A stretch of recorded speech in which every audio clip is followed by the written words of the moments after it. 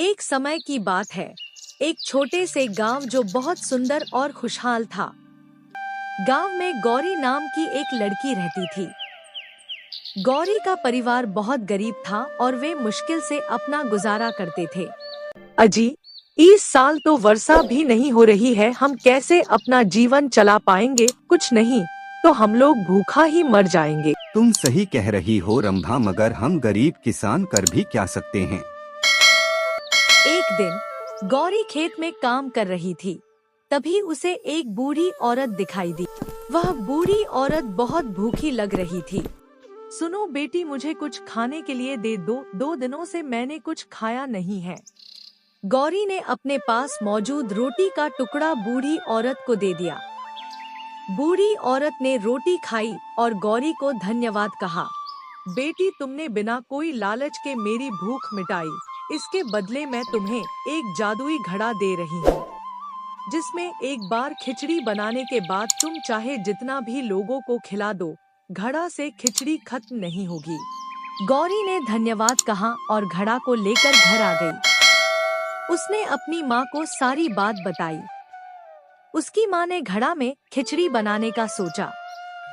जैसे ही खिचड़ी बनाई और वे सभी साथ में बैठकर खिचड़ी खाए, फिर भी खिचड़ी खत्म नहीं हुई।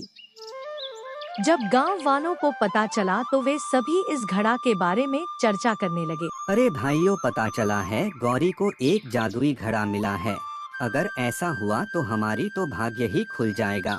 चलो चलो, हमें भी खिचड़ी खाना चाहिए। इतना कहकर वे सभी गौरी के घर की तरफ निकल गए। थोड़ी देर चलने के बाद जब वे लोग गौरी के घर पहुँचे और बोले, अरे गौरी बेटा, तुम्हें जादुई खिचड़ी वाला घड़ा मिला है। जरा हमारा भी पेट भर दो, थोड़ी खिचड़ी हमें भी खिला दो। हाँ, क्यों नहीं, आप लोग बैठिए, अभी लाती हूँ।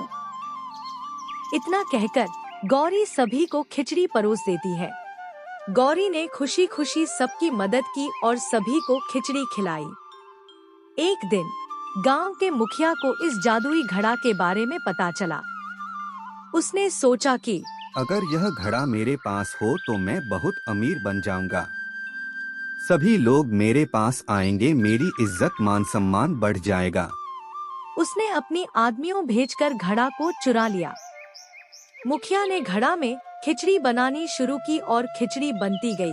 लेकिन मुखिया ने लालच में आकर खिचड़ी को बेचने की कोशिश की।